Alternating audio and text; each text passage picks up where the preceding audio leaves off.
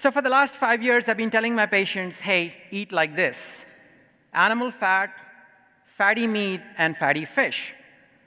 And in my clinical experience, this is what I find. When people take this to heart and practice it religiously, 3 good things happen out here. Their HDL goes up, their triglyceride comes down, their insulin goes down, and everybody agrees that this is beneficial.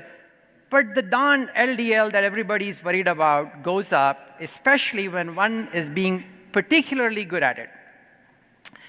So before we demonize LDL or cholesterol, we got to recognize that it's an evolutionary important molecule, important for life.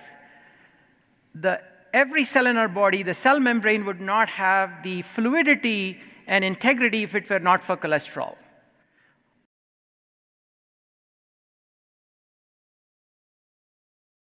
On the right of the slide is the brain membrane, and the structure of the brain membrane is permitted to be the way it is, and neurotransmission happens because of cholesterol rafts that give the brain membrane the structural integrity that it needs. The cholesterol is so important for the brain that it does not delegate that responsibility to any other organ but itself.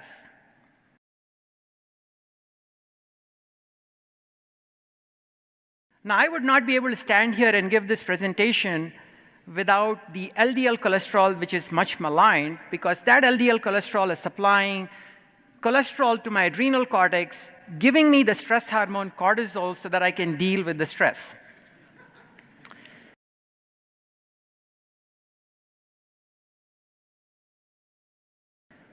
The LDL molecule that cardiologists want to wipe from the face of the earth is giving cholesterol to the ovaries, making all women in here look beautiful, and testosterone to men, making us look handsome.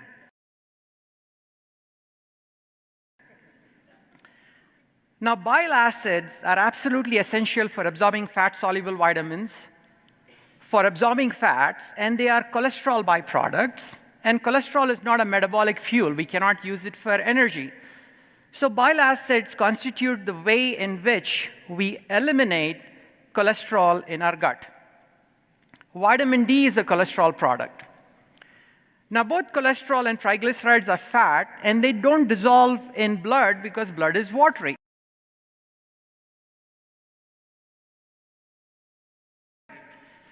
So our body has created an ingenious system to carry this cholesterol, as other speakers have mentioned. There's an outer cover of phospholipids that makes the molecule dissolvable in water, and the cargo is cholesterol with an identifying protein that is shown out there.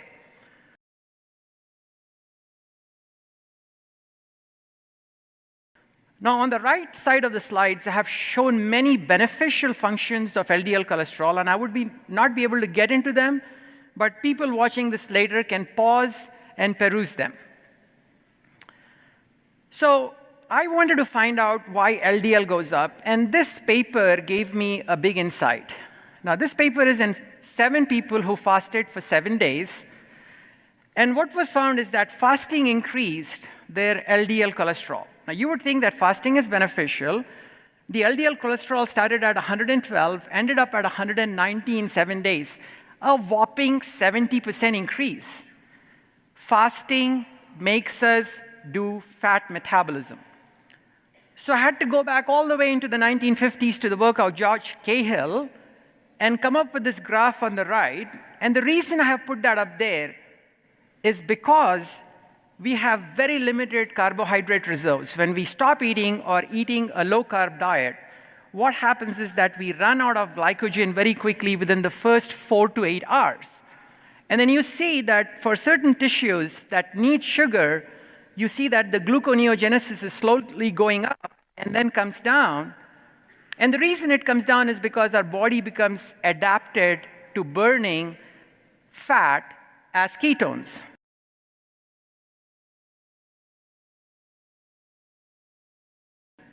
So out here is shown that with prolonged fasting, which is an extreme example of a low-carb diet, what you're seeing is that the ketone levels go up to 5 millimoles, which is equimolar to our blood sugar concentration.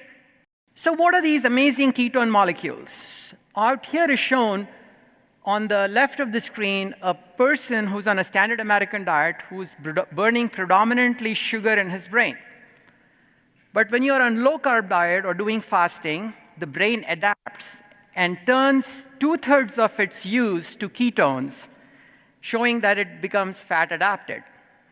Man's entry into life, and the reason that we are still alive is because we are capable of ketosis. The metabolism of human newborn is essentially ketotic. Blood glucose level falls strikingly in the neonate, and concentrations of beta-hydroxybutyrate rise to about 2 to 3 millimoles. The newborn brain consumes 60 to 70% of total metabolism at birth, nearly half from beta-hydroxybutyrate. Fitting in with this pattern is maternal colostrum. It contains much triglycerides, proteins, and very little lactose, starting man entry into society on an Atkins diet.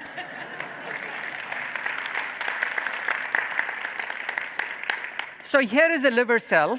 Since you're not eating carbs, you're fasting. The carbs are reserved for the brain. The liver cell is converting fat into ketones. The enzymatic machinery that's making ketones in us involves HMG-CoA, which is a branch point, at which point it gets diverted to making either ketones, but it can also make cholesterol. HMG-CoA, beta-hydroxy, beta-methylglutarol coenzyme A, an intermediate in the mevalonate and ketogenesis pathways. It is a metabolic intermediate in the metabolism of the branched-chain amino acids, BCAAs. This figure is a little bit more elegant for people who want to see the molecular structure of these molecules, but you can see that as fatty acid is entering the liver, it's getting converted to acetyl-CoA, then becomes HMG-CoA, which is the branch point that makes either ketones or makes cholesterol.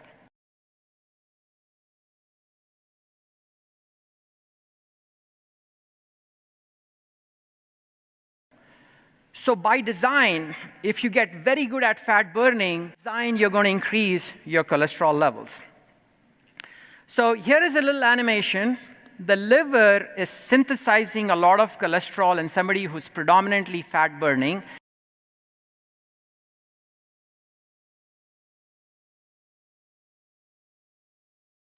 And as it is making more LDL cholesterol, it's also eliminating cholesterol in bile and through the gut. The terminal ileum is the one that reabsorbs the bile, but less of it is reabsorbed, so more of it gets out in the feces. So by design, since the liver is synthesizing more cholesterol, it's going to produce more LDL. It's also going to produce more bile for elimination. Now, it was pointed out that the oxidized LDL is the culprit. The oxidized LDL gets taken up by the macrophage through the scavenger receptor.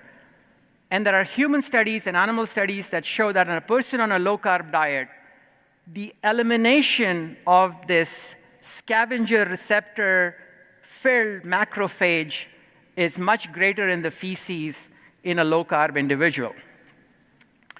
Now, this is another point that I was shocked about. The liver is making a lot of cholesterol, and so it is not going to take any of the LDL back into it because it doesn't need it. That there is LDL receptor downregulation. These are the receptors that are picking up the LDL and removing it from circulation, but since the liver already has the cholesterol that it needs, it downregulates them. Fasting study in humans, and these people were not on a low-carb diet. The fasting was not any prolonged. But you can clearly demonstrate out here that in a fasted state, the liver is making much less VLDL cholesterol, which is triglyceride-rich, and making a lot higher LDL cholesterol, which is cholesterol-rich. In the fasted state, the liver produces more LDL, which is cholesterol-rich, and less VLDL, which is triglyceride-rich.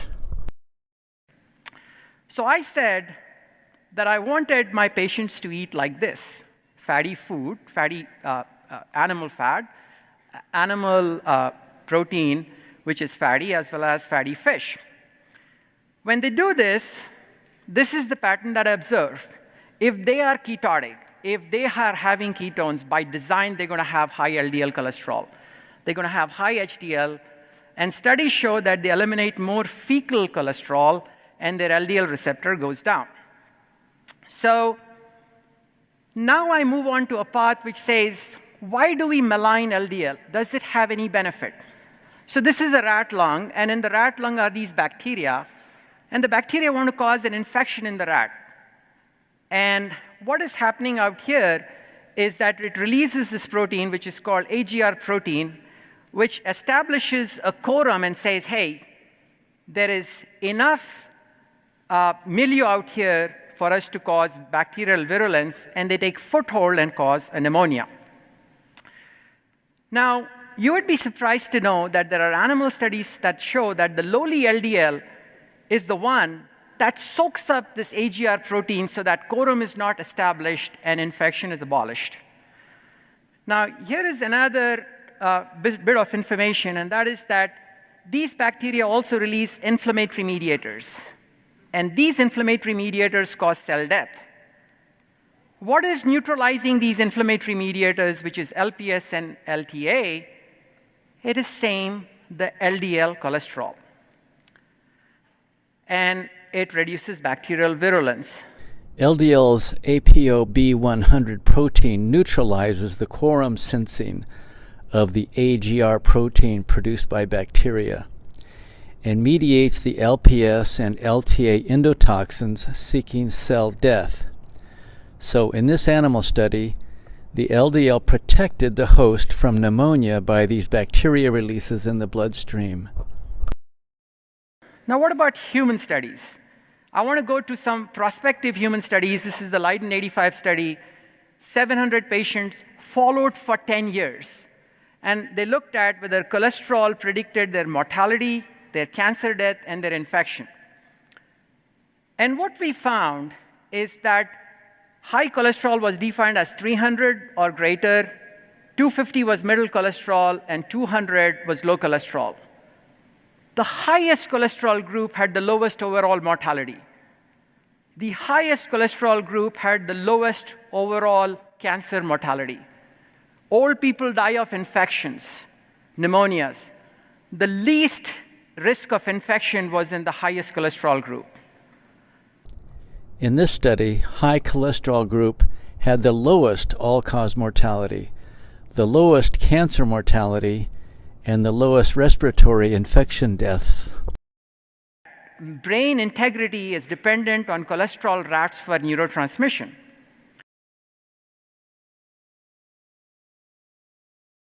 Now, this is a Lothian birth cohort, kids born in 1936 in the town, followed in 2010 when they were 70 years of age.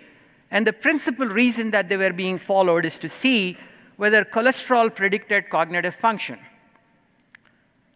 This is what happened. 300 was high cholesterol, 250 was middle cholesterol, and 200 was low cholesterol. The highest cholesterol group had the lowest risks of hypertension, the lowest risks of stroke, the lowest risks of heart disease. What about cognitive function? The higher your cholesterol, the better your cognitive function. The general ability, your processing speed, your memory, your IQ, all dependent on high cholesterol. About 300 of these 1,000 patients were on statins.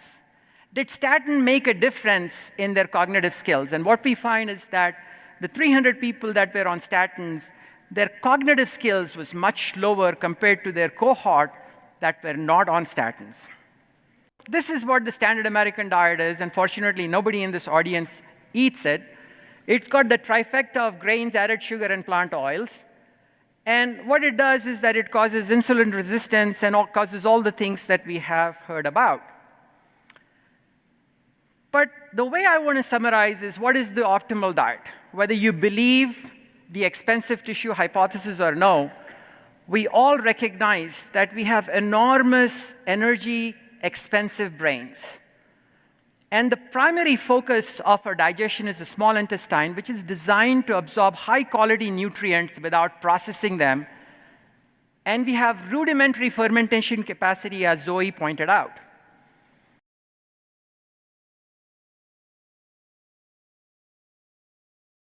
The expensive tissue hypothesis. In order for an organism to evolve a large brain without significant increases in basal metabolic rate, like in humans, the organism must use less energy on other expensive tissues. Eating easy-to-digest foods, cooking our food, allows us to get by with a smaller, less energy-intensive gut. In addition, we have an acid-based digestion. We have a monogastric stomach that makes acid. That's absolutely essential for protein digestion. And if we dilute that acid with fiber, or fiber binds with minerals, you're not going to absorb the protein. In addition, our pancreas, we are bestowed with a pretty bad pancreas because it cannot handle the glycemic load or the glycemic index, and that's why it dies so quickly.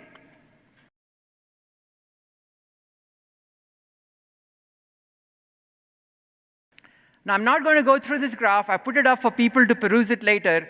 But here are my arguments as to why animal-sourced food, predominantly low-carb animal-sourced food, is better than whole food plant-based diet.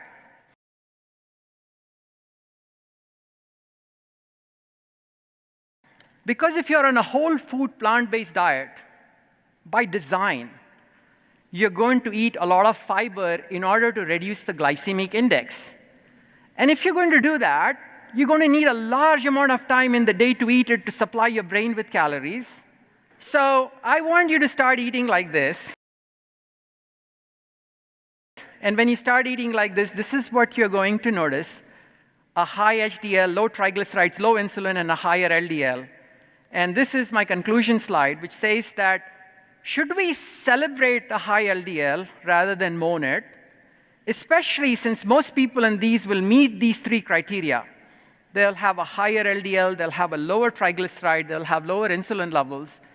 Because I'd like to submit to you that this is going to make you live longer, have better cognitive skills, lower infection rate, and lower cancer risk.